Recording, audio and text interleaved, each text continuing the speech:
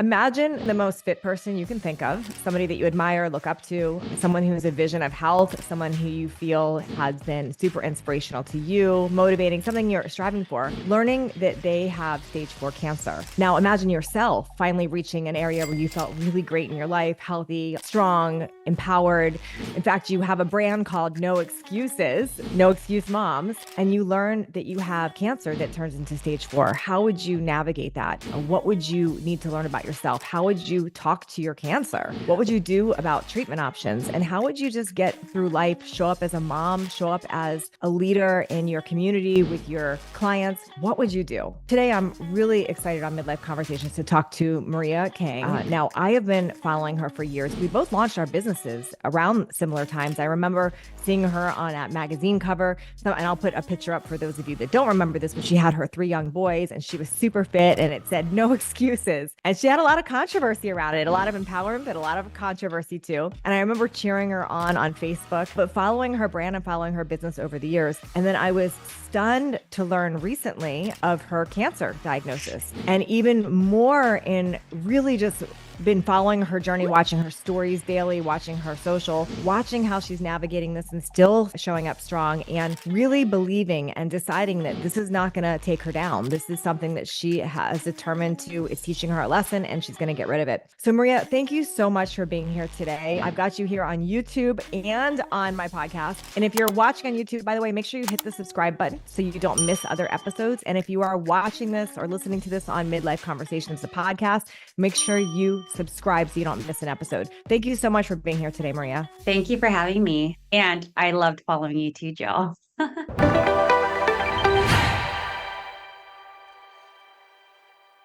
So let's back up a little bit. Let's back up Okay. and let's start with years ago. What got you into this whole idea of fitness? And was it like intentional? Was it an accident? Like what happened? Most of the things I do in my life is super intentional. Like I like to plan in decades kind of deal. And it was definitely inspired by my mother. Growing up with a very just sick mother. She had strokes, diabetes, she had a kidney transplant. She passed away a few years ago at 60. So I was really a witness to what happens when someone doesn't take care of their health. And it's been such a journey because I actually thought I was doing all the right things to take care of my health. And it was a huge wake up call.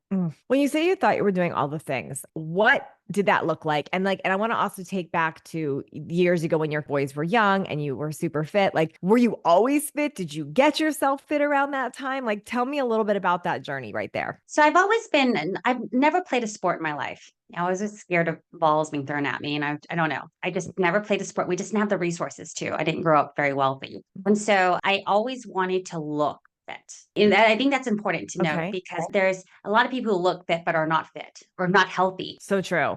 We all know this, right? And I was the epitome of that because I competed in pageantry. I'd done fitness competitions. I did a lot of things like I did Miss Bikini California. I was in Model America, all of that stuff. But I would say I was generally fit most of my life. I did undergo an eating disorder in my 20s.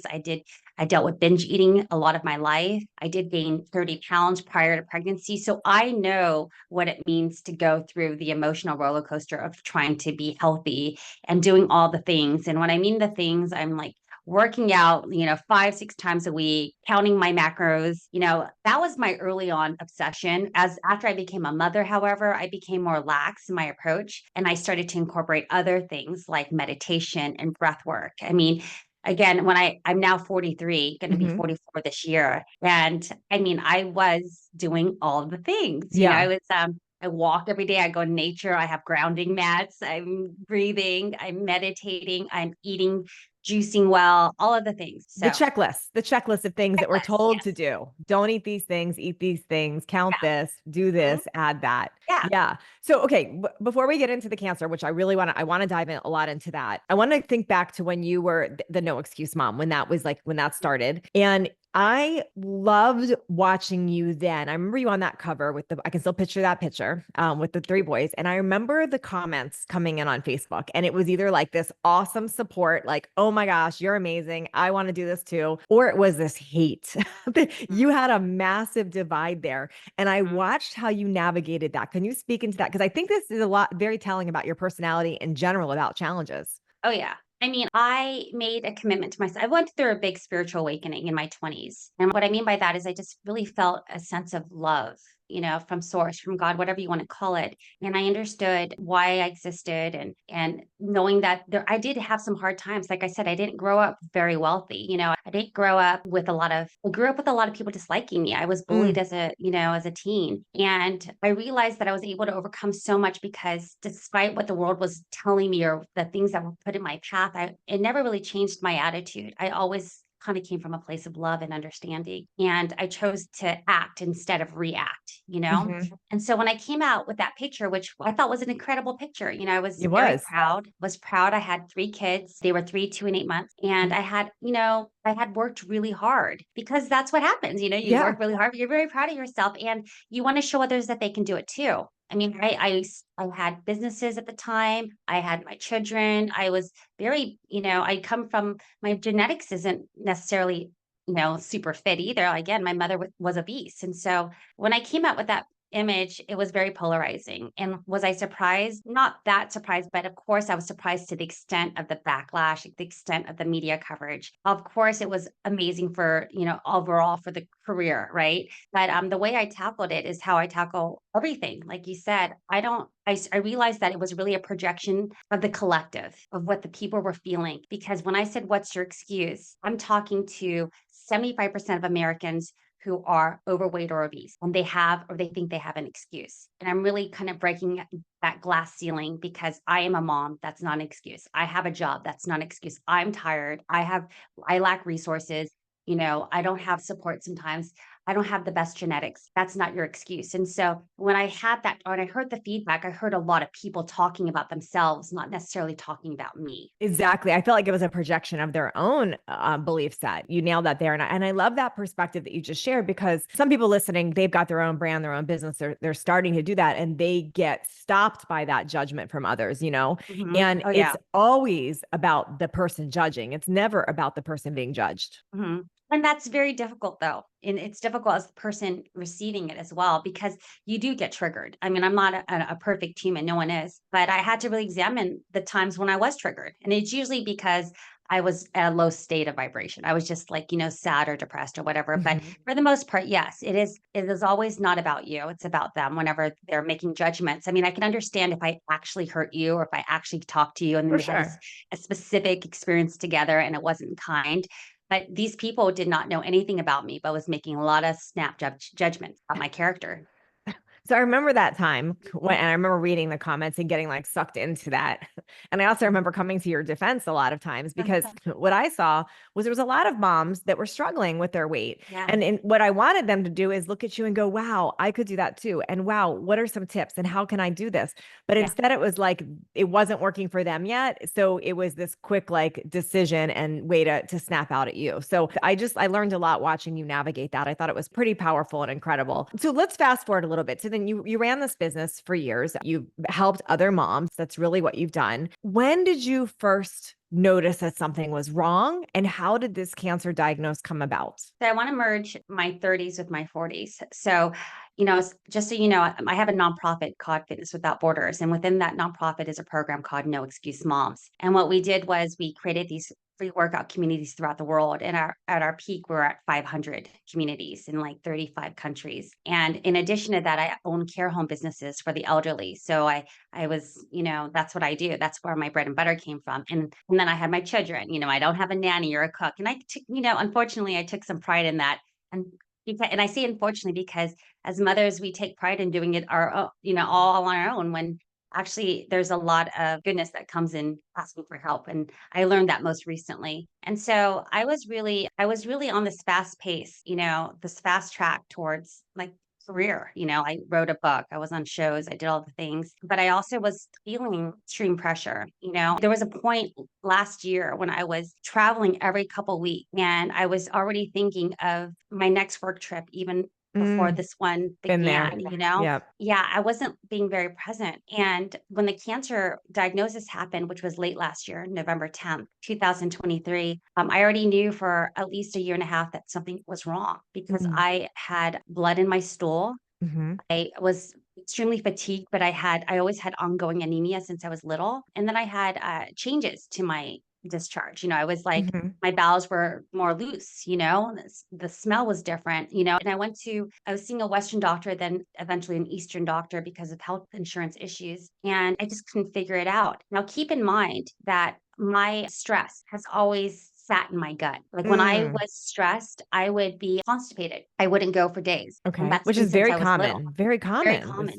Not only was it not only is that common, but irritable bowel issues were common. Yeah. And that's why I didn't address it faster Yeah, because because you think this is normal. This is just how my body deals with stress. This is everybody has Mhm. this. Yes, that's something I know more intuitively now is that I always think that people who are unfit or unhealthy, like maybe they don't know what it means to run really fast or climb a mountain or the feeling of just being just so healthy. They don't know that. So you can't want what you don't know kind of deal. And so for me, I was healthy. I was healthy in all areas of my life, except I've always had digestive issues. And I think a Mm. lot of, especially quote unquote fit women, have a lot of digestive issues. But what's So interesting is you yeah, had those, but you had them while you were healthy and fit. So I get why you wouldn't have thought there's it was anything normalized. unusual. Yeah. That's what I'm saying. It was normalized, just like being overweight in society is normalized Yeah. and And shouldn't honestly, be like, normal. I would do the same if I had like loose stools. I would think, oh, I had too much magnesium, or like I wouldn't even connect it as there's something wrong. Yeah, but the thing with cancer in my situation is that it was ongoing. So I was trying to troubleshoot in so many ways. I was drinking celery juice. I was taking different supplements. I went gluten free. I mean, all the things. And it just wasn't, nothing was solving the problem. So Okay. when I was finally diagnosed, it was people ask me all the time, how did you feel? Of course, I was shocked, but at least I had an answer. So yeah, it must And have been a little bit of a confirmation and it was a it's not in my confirmation that head. I knew that I knew there was something wrong. I knew it was not in my head. I just didn't know what it was. Like No, it wasn't a had you name. had a colonoscopy before any of this was starting? Had you ever had one, and is that how you were diagnosed? So colonoscopies aren't usually performed on people that are under 50. Mhm. So for me, I found out because I had very low iron. And I mean, of course, I've been anemic most of my life, but then it was really, really low. And I had other signs. And so I have a really good primary physician. He ordered me a CT scan. And in that CT scan, they saw a mass. We didn't know what it was. Then we So went into a was colonoscopy. the very low iron from the blood that was coming out? Is that It was coming, not only was it coming out of me every day, but I mean, the tumor feeds off of it too. mm, Where the tumor takes your blood too and wow. feeds off of, the nutrients in your blood, and so I got the colonoscopy. They did a biopsy at the same time. I believe the biopsy, kind of punctured the tumor and made it spread a little bit more, which caused an infection in me. I was Mm. hospitalized. So I remember when I you sharing actually about this. Yes. yeah, so when I was hospitalized, it was actually very traumatic in the discovery of it. But yeah, I went through that was the stages. It started with symptoms, trying to treat it naturally, then finally, getting some blood work done, ordering a CT scan, finding out that there's a mass, doing the colonoscopy, biopsying, and realizing it is cancer. How did you even begin to process something like that? I mean, I know you just said it was confirmation, but like what were the thoughts going through your head? It's really weird when, I mean, obviously, I've been, imagine this cancer isn't something that comes overnight. It's been living in you for years. And this is something I had to like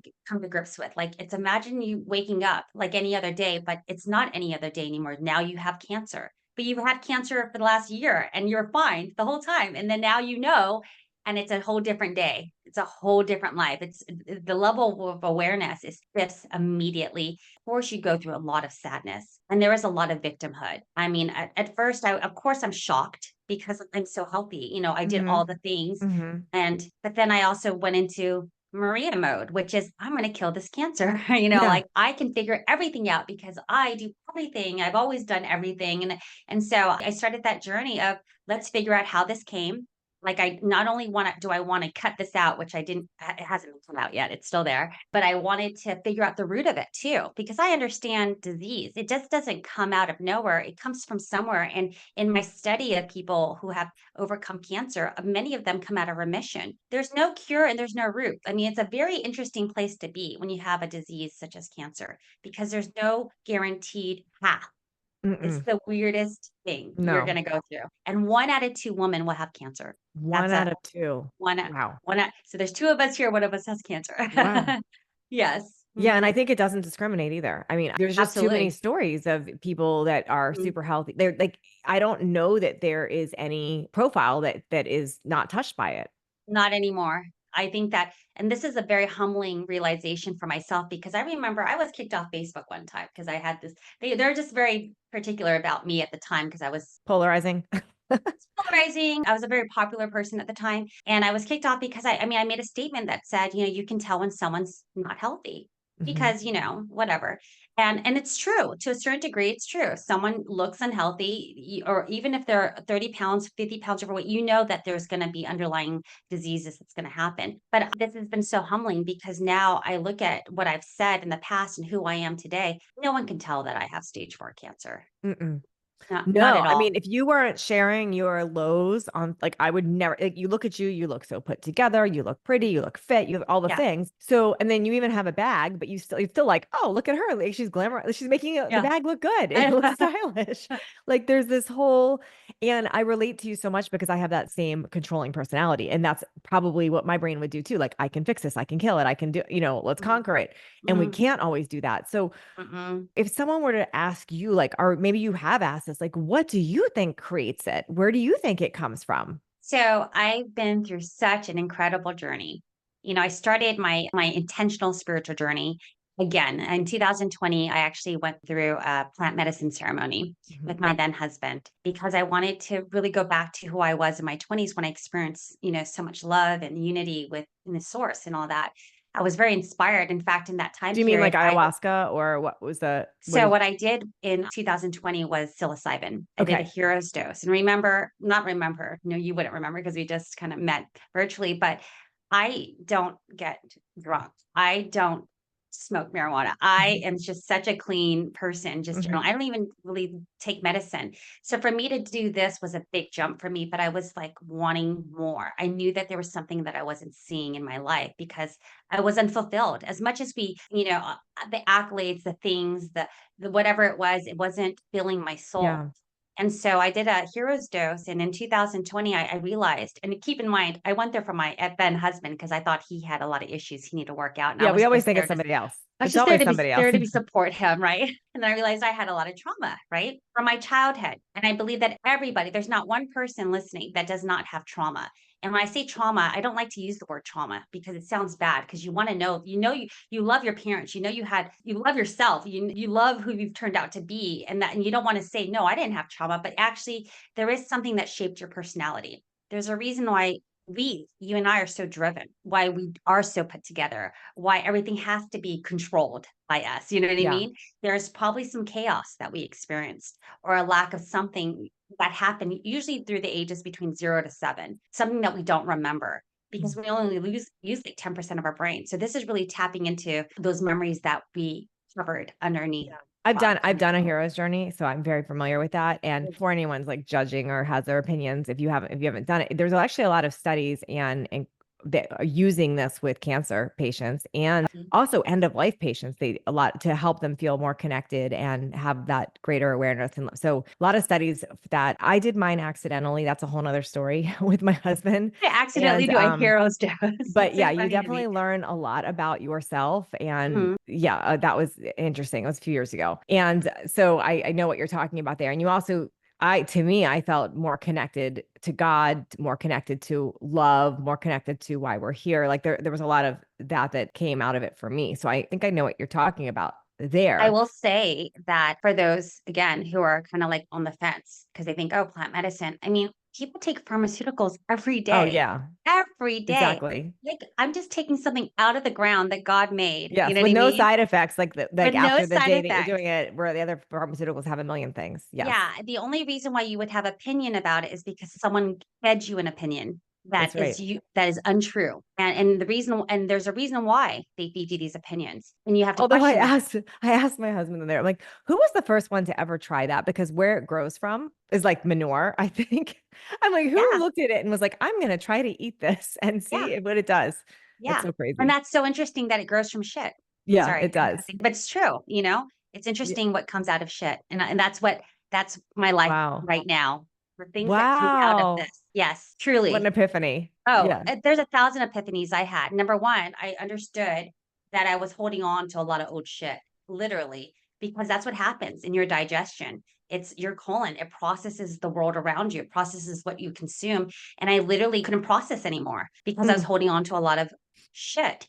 In fact, cancer, there's a lot of repressed anger that comes from cancer. Wow. It's emotions. And wherever the cancer is in your body, that actually is symbolic of what trauma you may have experienced in the past. A lot of Wow. women who experience uterine or especially breast cancer usually have some type of sexual trauma in their past. Interesting. Yeah, it's very interesting. There's a reason why everyone needs to be in tune with their body and see where things get blocked because there's a reason why. And Mm. they're symbolic of something greater. So with the psilocybin journey, I realized I had some trauma. I did a Joe Dispenza retreat later that year for my Mhm. 40th birthday. And I learned how to meditate like really deeply. And then I did FUFO the next year, which is a toad venom. I mean, I'm on this search. I'm on this journey. Mhm. And after I got diagnosed with cancer, coincidentally and non-coincidentally, I had an ayahuasca trip planned Mm. 2 weeks after, which is, I mean, everyone was shocked that I was going to still attend and go to Costa Rica. I just got discharged from the Mhm. hospital, but I felt like there's a reason why this medicine called me. There's a reason why this lined up exactly as it did. And so I went to Costa Rica, did 4 ceremonies of ayahuasca, and I still couldn't understand what I saw or it's taken me up until today to truly integrate what I experienced in that Mhm. ayahuasca ceremony. But something that the shaman did tell me is he said, after he did his healing, he said, you need to find your joy again. And I was like, whoa, I don't even know what that means. And Mhm. so this journey in the last year of healing myself has been a journey towards joy. And I It's watch that with you in your classes and the things that you're doing and determined to have fun despite having your bad days and feeling sick and having your hard times. I've watched that with you. Yes, and so I actually meditated and I asked myself, what brings me joy? So I know because you know what Mhm. brings you joy. Your Mhm. your children, your dancing, working out, like being in nature, like making money, all the Mhm. things, right? Mhm. But then when I in the stillness, and this is why meditation's so key for everyone out there, because that's when you can hear yourself and feel yourself. I heard a phrase and it said, doing absolutely nothing. And I was Oh. surprised because I'm a productive human being. I can get Yeah. 10 things done in one Yeah, I'm hour. almost allergic to that statement when you I say it. I'm like, know, what? right? That's how I felt, like, do nothing because I don't even watch TV, you Yeah. know? If it doesn't fit my goals, I'm not doing it kinda deal. And so, when I heard that, I didn't understand it until recently, where I've literally done nothing. I'm gonna fast forward until a month ago.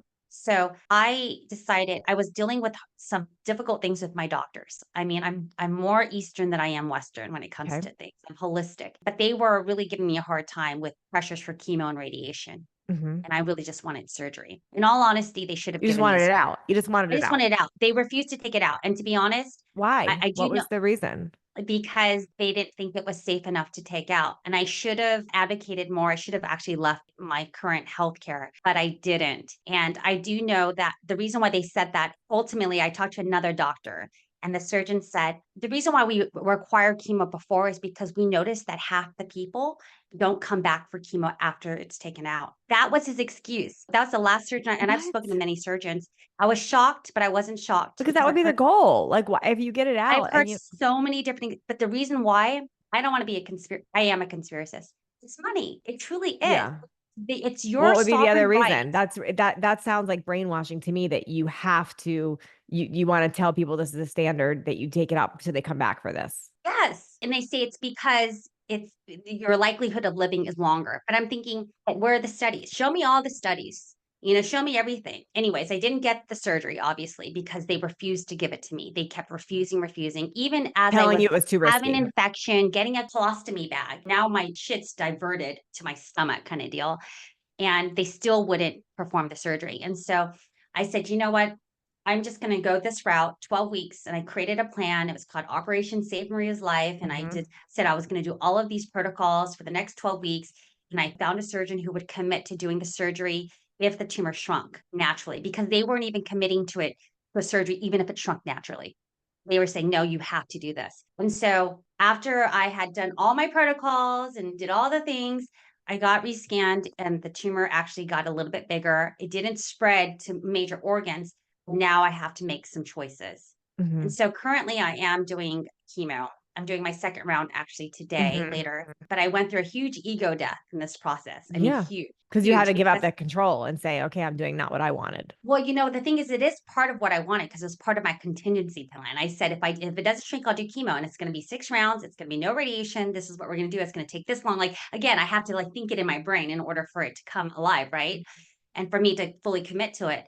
So it was part of my plan. But I also, in that moment, I realized that I could die. That never hit me prior that I could possibly die in this process. And it wasn't actual physical death. There was like an emotional and this death of like letting go and just being so angry of everything that I couldn't control in the last year and dealing Mm. with everyone and everything. And then I was just so tired. I was tired of going to all the treatments, taking all these supplements, juicing every day. Like I was just like following this lesson. There was a point when I realized that whatever created the cancer is still creating the cancer because I wasn't stopping. I was still the same Maria that created the cancer. Mm. I was hustling to heal. That's what I was Wow. doing. And so when I was in this state of just despair, I started to become more still. And I had to because I was now in pain. And that's what happens in life. You have to feel it. The entire time I refused to feel this tumor that was inside of me. And I said it out loud and on my socials, but I was talking to the tumor this whole year. And I'm so grateful to a certain degree that they didn't take it out because I was able to have this conversation with this pain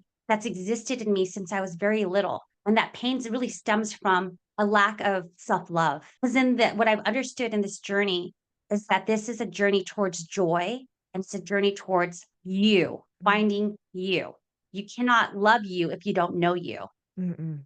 And I didn't know myself because I was so imprisoned in this cycle of busyness, of like completing things, doing things, being rewarded for things, traveling to things. But none of that was making me fulfilling. It wasn't making me happy. I wasn't fulfilled. And so I really had to look at my life and in doing nothing, just like what my meditation said, doing nothing. I started to find what made me happy. And I, Wow, I found Maria, out, this is yeah.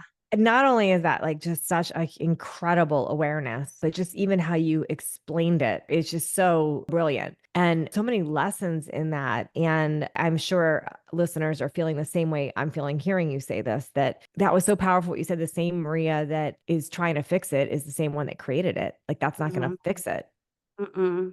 No. And that's another thing is that we are all like, doctor, save me, or someone do this, or like we're giving our power away every single time we want someone else to do something, right? And that's what I was doing. Like I was hoping that the celery juice would heal me, or this pill will save me, or this doctor come cut me, cut this thing out Hmm. of me. But truly, it doesn't matter what happens, it comes back. Hmm. Hmm. We're gonna have to go, and I've seen this happen. In fact, I had a lot of people come and tell me their stories. I'll give you a story of someone that I met who went through this whole series of breast cancer treatments, Hmm. radiation, surgery, like reconstruction, all the things. And as I'm talking to her, and I could feel her energy. She was happy. She was sharing her story, but it looked very exhausting, and she looked tired. And then I saw her husband come in the room, and they had such a really nasty exchange. It didn't feel good. And it wasn't bad, but it wasn't good. And I realized this environment's not good for her. It's not healing. And then she told me later that he had left her or he had done this and that. And I'm just thinking, and he's still here? And Hmm. then I heard recently that the cancer came back after the whole fight, that entire fight Hmm. she came back. And I wasn't surprised because that's what happens.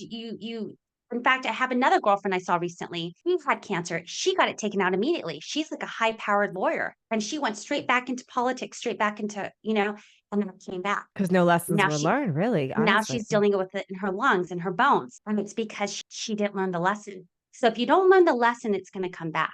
I don't want this to come back. We have Mm. to fix what created the problem. So So you're almost, if yes, I'm hearing you correctly, you're almost grateful it's stuck around right now because this is how you got all these lessons and were able to it understand this. it took a lot to get to this state of gratitude.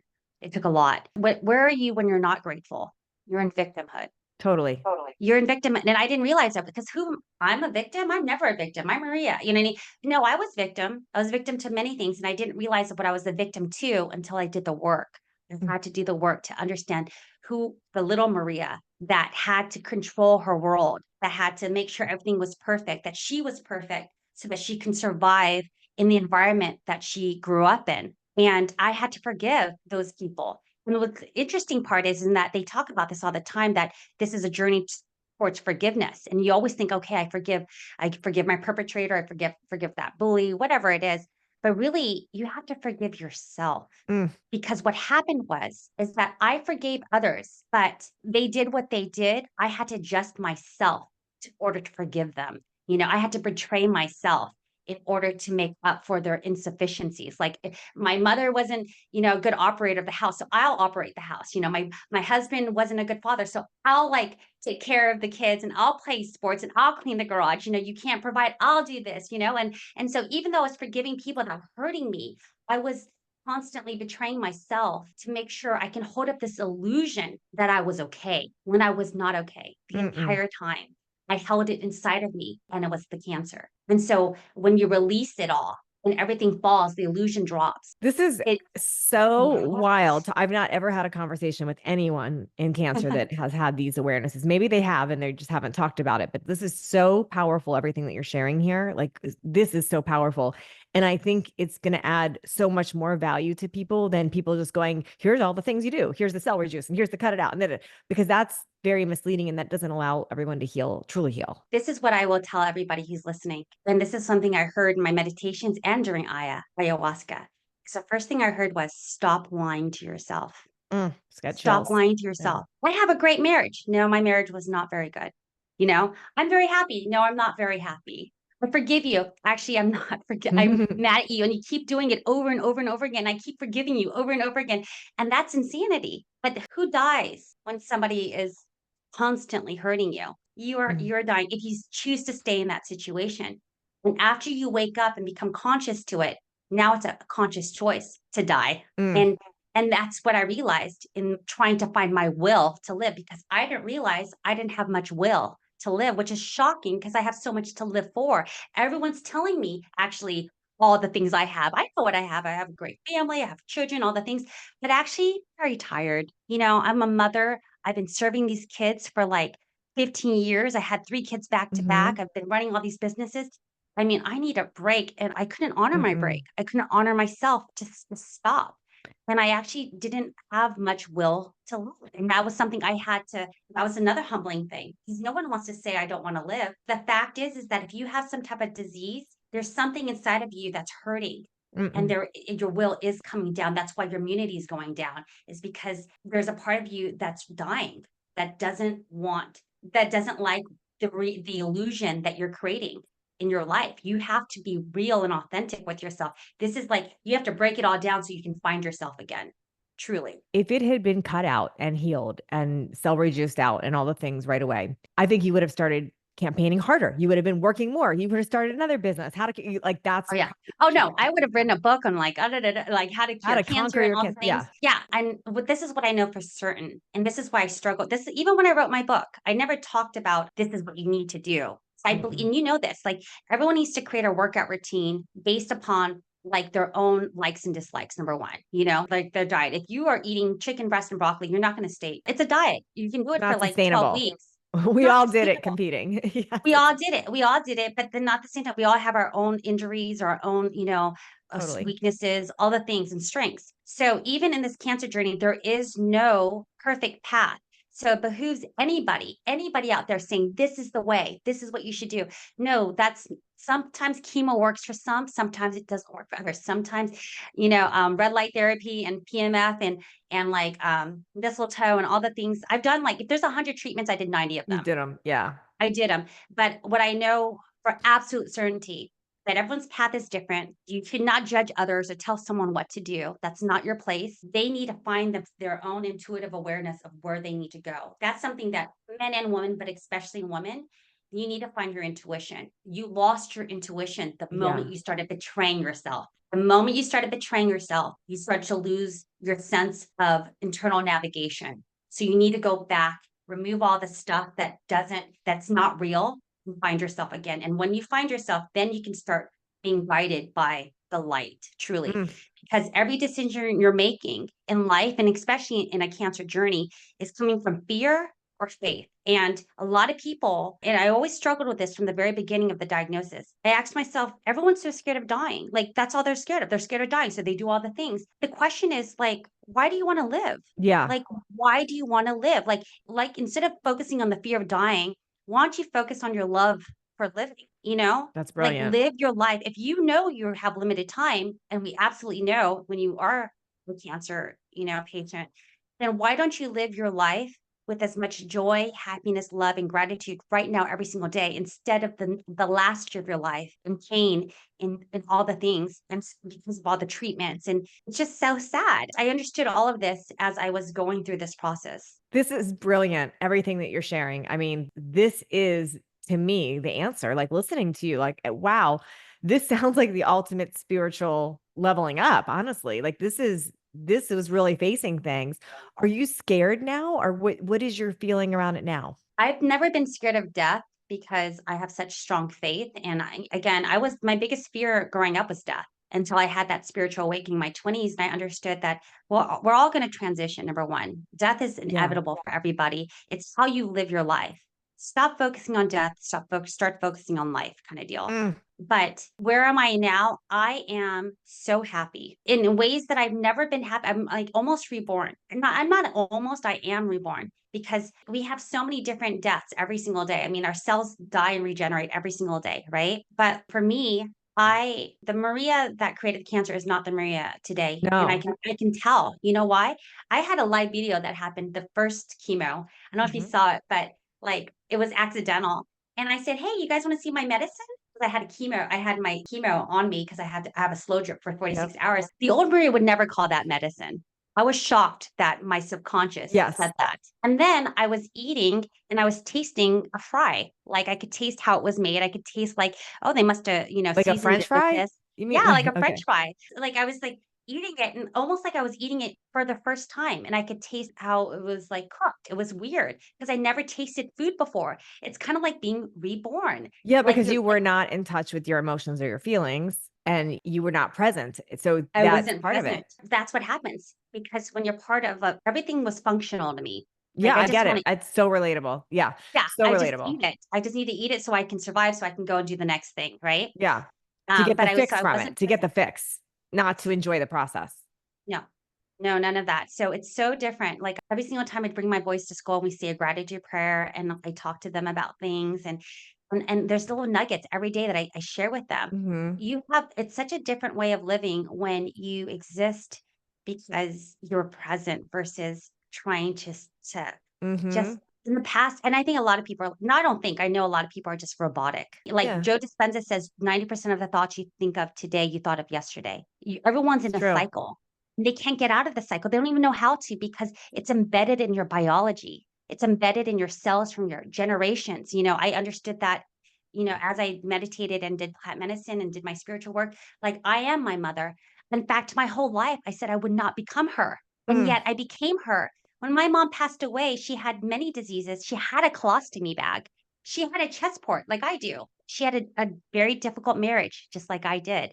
So I became her without wanting to become her. But you're almost breaking the generational thing here, it seems Yes. like. Yeah. But that's what we're here to do. So That's this what we're is here to do. Was your mom somebody who was doing all the healthy things too, or no? Was she a different type? Okay. So that's an interesting thing to bring up too. And I want to talk a little bit about more about that there because like I look at that with my mom. My mom and I have very different lifestyles, but we have the same markers on our blood. And I notice the same things creeping up on me that so what is your take now on the healthy things? Like where do you think like because I get what you're saying. Like, I don't think that is the thing that makes or breaks things anymore. So, what is your take on all of that? So, number one, when I was there when my mother passed away, like the only person there, Mm, just coincidentally, quote unquote, because there's no such thing. But I saw her and instantly I thought, this woman, this powerhouse, she was a powerhouse. She built businesses. She like was you. so yes, she's so charismatic. She walked in the room, you knew this woman. She can move objects with her eyes. She made,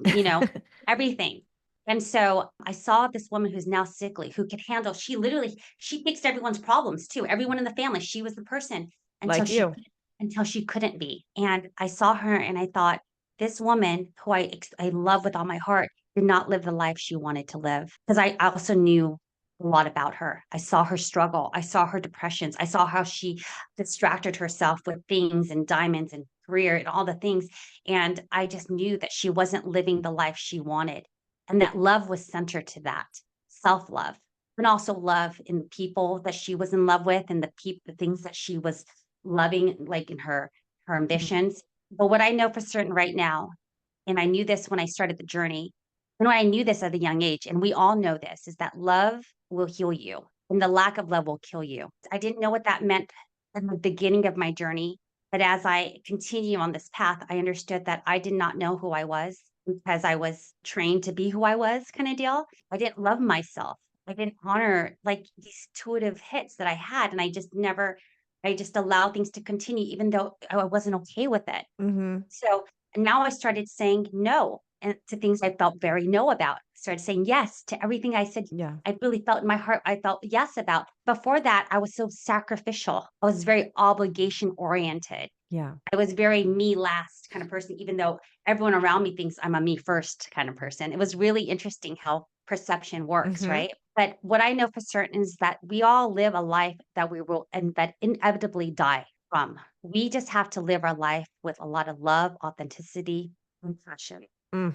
because there's nothing we can control in this world. Nothing. We don't know. The stock market may crash tomorrow. We may lose our child.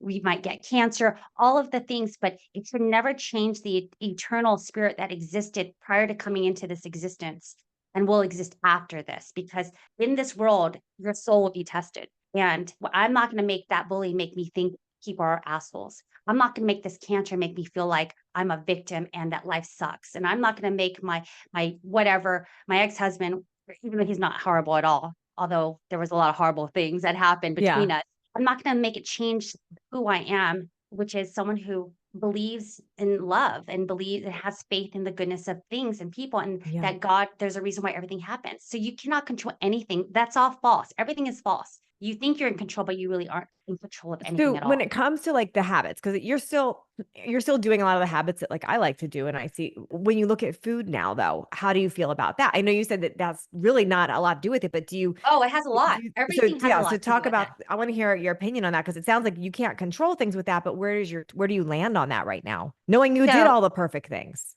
okay, here's the thing with cancer. That's weird And this sizing, goes even if back you to don't have even it. There's dieting so and many people with opinions. Like people say, go on the carnivore diet. Don't, no Mhm. sugar at all. They'll say just fast, Or just choose. vegan, or well, Oh, yeah, everything. Like there's no correct path. Again, you have to figure out what works for you. In fact, I told someone recently I was eating chocolate, and of course it has sugar in it. And of course, people think that cancer feeds off of sugar, which it does, but it also feeds off of other things, like it's yeah, there. I mean, I didn't eat a lot of sugar yet I got cancer. exactly. But what I know for sure, and this is again my journey towards joy, if this makes me happy, if this fry makes me Mhm. happy, my cells are going to be happy That's right. because everything begins from an emotion, right? And however your body interprets that, it'll feed that emotion. And so a lot of my life, I would eat something I hated. I didn't like it very much, or I learned to Yeah, like I it. can't do That's tilapia that ever that was again. my quote unquote discipline to like things I didn't like. You know what I mean? Yeah, And that killed me. Literally, I was loving things I didn't really love. I was eating things I didn't really like. yeah, it was a I lie to was doing yourself, just like I was you said doing things I earlier. didn't really want to do. Again, going back to the lie. So, in terms of the diet that I'm on now, I do whatever. If I'm hungry, I will eat. If I'm not, I will not. And naturally, I will veer towards things that bring me life, which is usually vegetables and fruits and Mhm. like all the things that are healthy for you. Your body will tell you. If you Yep. listen to your body will tell you what it needs. But if you're not in tune with that, you will just eat whatever people tell you to eat, and still you're forcing yourself to do something you don't want to do. You know what I'm saying? So now I you're love back that in you that just said cycle. that about fruit and veggies because as somebody who's a teaches nutrition, I'm such a huge fan of fruits and vegetables for the reason you said. I feel like they bring us life.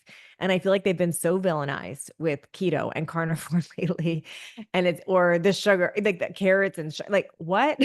So I love that you just intuitively said that. That's something I've intuitively felt is that we need Yeah. that. Yeah, absolutely. Because people told me to eat all a carnivore diet, Mhm. during this process. And I could not even No, imagine. no. No, thank you. Like dead meat. You're No, just thank eating you. dead meat all day. That's yeah. Yeah, that's not, you become what you eat.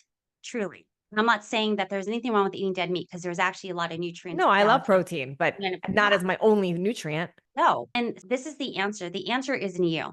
Mm, That's ultimately this whole podcast is done. The answer is in you. And the only way you can know the answer is to be still and to listen to you. mm, But you don't know you until you find you. And how do you find you? You have to find what is not you. mm. And when you realize what is not you, a lot of things break down, and that's where the emotional trauma and all the things, like I saw things that I didn't want to see, but I there was the reality. I didn't want to see that I had a bad marriage. You know what I mean? But I had to see it in order to survive, kind of deal, like I didn't want to see that certain people were very toxic because I Mm. was, again, imagine you have friends that if you didn't call them, there wouldn't be a relationship. So you said, I have this friend, but you already know that the only reason why you're friends with them is because either you're calling them or they're using you for some other reason. But if you stop giving to them, they wouldn't be your friend. So you had to break down the illusions of like all of these attachments that you have that truly aren't serving you, but you think it is, but it's all just fake because you created this theater that Wow. this is what it is, but it's not. That's all a lie.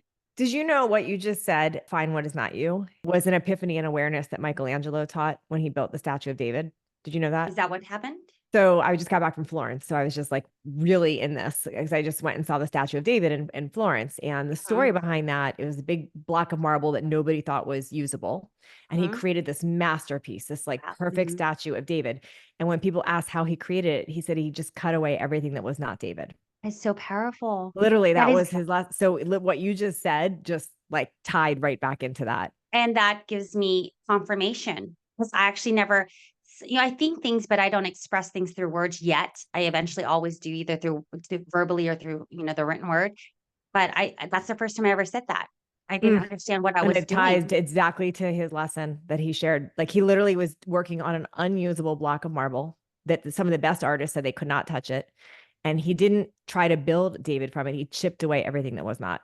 And it's a And that goes masterpiece. against, again, both of our, and just in linear thought, like in this, Mhm. this world right now, we always think build, build, build. But what about breaking it all down? Yes. That's what it Oh, was. I was breaking it all down. I was burning everything. Let's burn the whole house down because I'm about to die. That's how I saw yes. it. I'm going to die. So if in We this, all are. We all yeah, are. we all are, but people don't realize it. You could die again from a car crash or from something that's just instant like that. Totally. But live every day like you're gonna die. If you're Mm, gonna die, what do you want to make sure you're doing if you're gonna die? You don't want to be doing something you don't want to do. You want to be someone you don't want to be. You don't want to be around someone you don't want to be around. But yet we are around these things every single day, these toxic things that are not serving our happiness and joy every mm. single day. Like, why Wow. are you eating that hamburger? Does that make you happy? Like, you're not even eating it. You're not even tasting it. Right. But if it like truly makes you happy and you're enjoying it, that's a If it truly different makes you story. happy, then eat that thing, you know what I mean? But Yeah. honestly, most people don't eat and Mm-mm. really absorb the happiness of the burger. They're really just eating their anxiety. They're eating their stress. They're buying things Yes. that validates that they worked because what did they work all this time for if they're not having a Gucci bag? You know what I mean? Like it's just interesting. We all need this validation for whatever. But truly, are we really present in our life Yes. and what we Okay, do? here's what I'm hearing from you. Just all what I'm listening and learning from you. I don't believe cancer is ever going to go away from our world for this reason. I think it's going to be an ultimate teacher. I don't Oh think yeah. there's a way that we're ever going to get rid of it. Two, I think you are going to be that story that had stage 4 and do not have it anymore. And the reason I believe that is you truly have the lessons because I've talked to many people in stage 4 that did not have the lessons and they went down fighting. They never learned the lessons. You have the lessons. You're ready to part with it Yeah. You're all gonna die, number 1. But and you're not attached. Just not like what you just said, you're not attached. I know that when we do die, I had served my purpose. I Mm, had, done what I needed to do. I know that I will die with a smile kinda deal. That's what our wow. goal should be in life is to die with a smile, to die with Mm, to knowing and excitement to go into the next phase of our life.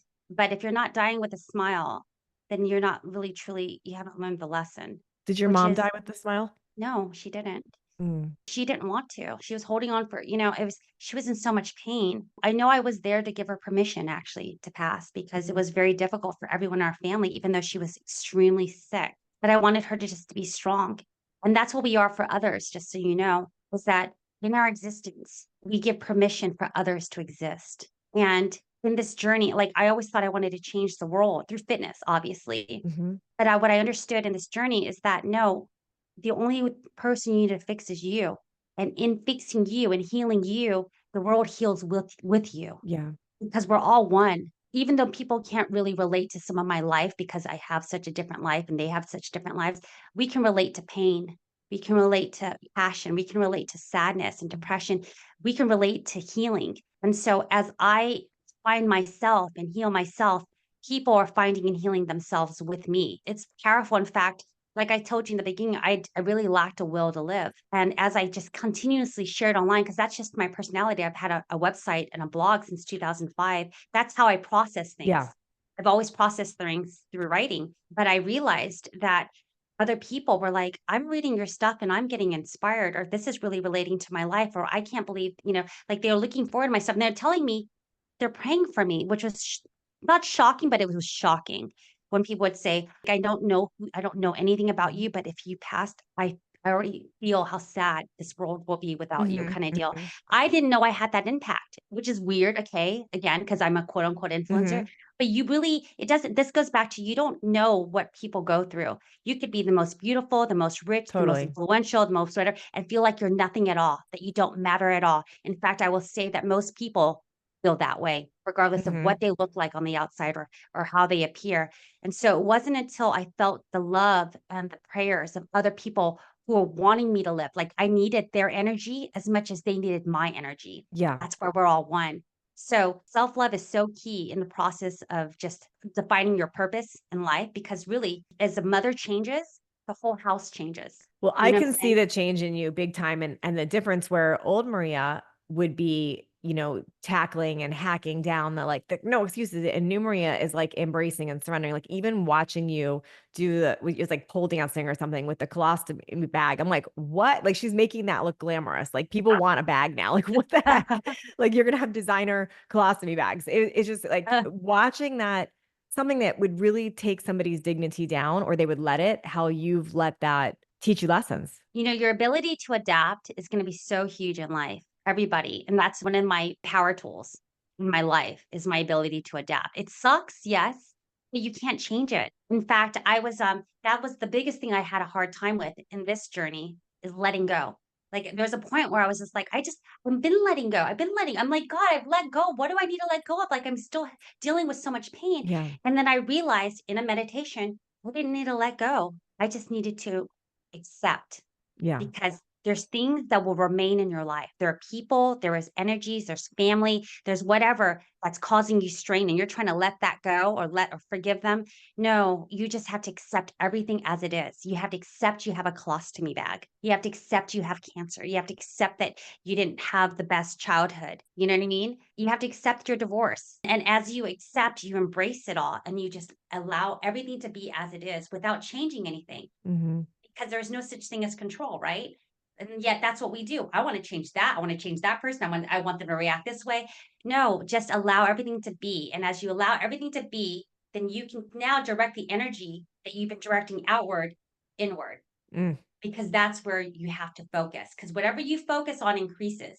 And so you need to focus all that energy that you've been giving everything else into you.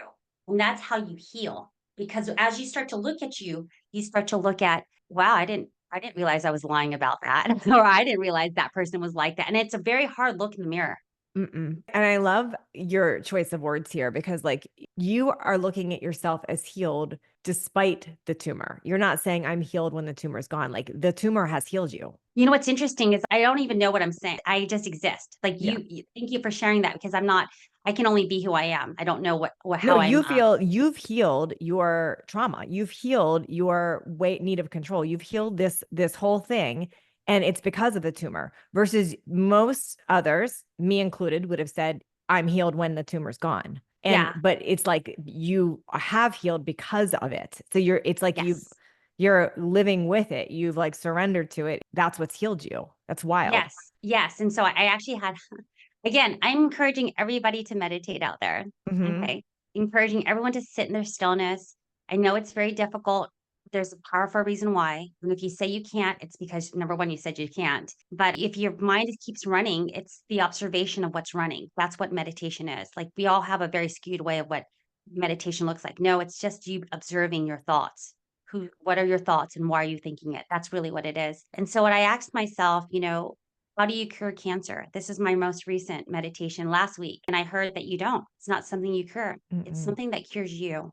So good. And then I'm not just talking about cancer. I'm talking about every single thing out there that's incurable that you don't know where it comes from, like autoimmune issues. Mm-hmm. There's people who I have a friend who's getting paralyzed in the next 20 years because her back is stiffening. Wow. Yeah, there's so many things that people, arthritis, they don't know where these diseases come from. But yet, if you do the work, you're going to understand where it came from because everything stems from an emotion. In So fact, good. everything we see today is going to stem from whether you're happy or sad. If Yeah. you're happy, you'll see happy things. If you're trying to get to an appointment and you're late, every red light's going to hit you. Every person's going to annoy you. So you have to understand where it came from. If you're in pain, where are you in pain? This is not your pain. It's representative of a pain that happens inside of you. Where is that coming from? And then you understand where it came from. But here's the key though, and this is something that's really important. You don't want to live in that pain. Like understanding there's a lot of people who live in their trauma. They know what happened to them and they live in that trauma and they find like they trauma bond. Like, yeah, we all experienced this. And now we're fighting this, and now we're telling everyone to only eat keto. You know what I mean? Like as if they're against something now because this is the way it goes. That's not what it is at all. Mm-mm. You have to see what it is because what disease does is that it teaches you how it came. Like if you do the work, now you understand the root to how it came. But simultaneously, as you're unbecoming, you're becoming what you were designed to be. You're becoming what you were designed to do. The reason why you're imbalanced is because you're not doing what you were supposed to do in life. Your whole body was telling you this is not the person you're supposed to be with. This is not the job you're supposed to exist in. This is not, all of the things. And now you have to address it because you need to find your joy, you know? And so as you find your joy, you're finding your direction. Yeah. And as you find your direction, there's your purpose. And I know, and as you have your purpose, everyone in this life, whether they openly say it or not, they want to feel purposeful. They want to feel like they matter. They want to know that there's a reason why they're living this life. Right now, media and all the things are telling us, well, if you're not beautiful and rich, you're not really living this life. If you're not changing people's lives, then you don't really matter. But actually, you do matter. There's a reason why you were created. And it's up to you to figure that out. Wow. So good, Maria. This is probably my favorite interview I think I've ever done. And I just Oh, think I learned so much from you. And I know people are going to want to connect with you. I know you're about to embark on, you said 6 treatments. You're on your second, correct? mm, Did I hear that right? yeah. How can people best support you and where can they follow your journey? Support is always in prayers and energy. And in terms of following me, it's Maria Kang Fitness or Maria Kang anywhere online. Mhm. So I post a lot, mostly on Instagram. I don't know, that's my happy place. Yeah. Yeah. What's interesting is that people always say, like, social media is, what it is. They really demonize it. But I don't know if you feel this way. I love social It's a media. connector for me. I love it. Yeah. I love it. I love connecting to people. It's been such a beautiful community for me. And I think we need to really switch Mhm. that thought process. It's only bad if it distracts you from you. Yeah. Like if you're just watching and you're not doing or you're not learning, yeah, it's not good. But if it's a way that you can communicate and connect, then it's a whole different ballgame. So I really enjoy Instagram. I do a lot of stories. My blog is where I actually started when I was 25. I was single when I started it, and it just talks about my journey towards when I went viral, when I got married, when I got divorced, when I got cancer, all the things. But I learned so much too in doing this podcast with you too, Jill, because we truly are just reflections of each other, expressions and mirrors of each other. And there's things that you said that I would never have been able to, I don't see because I'm just me. So it's nice to have a mirror from someone who says that I'm healed because I never said that. I do say that all the time in my subconscious and I wake up, I'm like, I'm healed. Yeah. But when someone else says it, it's different. Yeah. It's always different when somebody else says it, Well, you this is know? that's what I see for you because, I just think of interviews and conversations I've had, and this went the way I hoped it would go. It wasn't about make sure you do all these tests and you do all this and you do this, and this is how you conquer. It was like, that would have been the old style. This is like you really just express something so amazing that I think so many people need to hear. It's about becoming who you truly are. It's about chipping away what's not you. It's about healing that. And you know what? Every disease, any setback is a course correction in your life. It's just a course correction. You have to redirect your ship. That's what it's teaching you. You need to redirect your ship. But in order to redirect your ship, you need to know where you're going. And this is the last thing I would like to end with, which is despite finding a will to live and also discovering my own love for myself, I needed to dream. Like dream. What you have right now, everyone in their life, they only have what they know. You can't have what you don't know. Mm-mm. You can't have, and that requires you to have faith in the unseen. And this is where faith comes in. Whatever you believe in, you have to have faith, despite all odds that something could happen, or you could feel something you've never felt, do things that you've never done. Because problem with wanting to live is how hard is it to want to live when you don't even like the life you have? True. That's where you have to ask yourself. That's the truth teller. Like cancer's a truth teller. Disease is a truth teller. Divorce is a truth teller. Any setback is a truth teller. So you have to be honest with yourself. So after being honest with yourself, it requires you to be a little boy and a little girl again. Because when you come into this earth, it's so exciting. Like you're experiencing new things. Like, oh, that makes me go really fast. Or I can run really, and all that. Mhm. It's just so wonderful when you live in a life in the eyes with curiosity and what could happen and miraculous things constantly, come out of the door. That's the way you have to live your life. There's no control. You don't know what's ahead. Anything can happen. But right now, what you have is what you know. You have to really go into the unknown as you Wow. continue your life's journey. Challenge yourself. Do things that scare you.